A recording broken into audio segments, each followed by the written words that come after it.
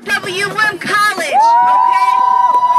Now, I'm going to do a poem as well, but I'm going to need y'all help, okay? Alright. So when I point to y'all, I want y'all to say Walker.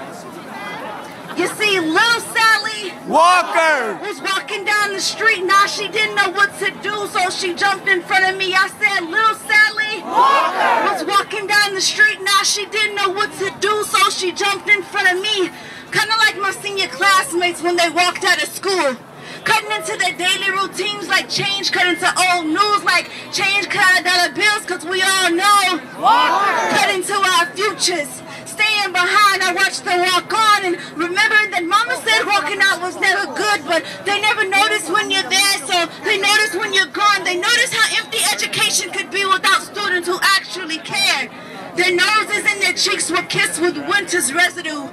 Their hearts and their spirits were warm with flames of what used to be, in hope that they can find another used to be versus going further into poverty.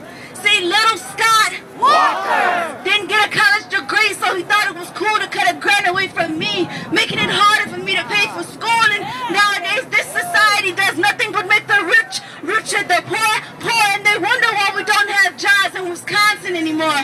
They wonder why Wisconsin is always on the map for something negative, and we always wonder which part of Wisconsin do our tax dollars pay for, because they ain't doing nothing but getting closer to ghettos, trying to make a meadows, putting a melody of minorities on the superior's plate, because they doing nothing but dining off our minimum wage, while we barely living off food stamps, barely living because our health ain't cared for, barely living because nowadays I heard Scott Walker just passed the gun law, raising our death rates, raising our unemployment due to unsecure human resource loss, and I just heard that he dug a hole at all costs. And they say with college comes new networking and new opportunities, but when we called on Scott Walker, he did nothing but give out gratuity to the suburbs.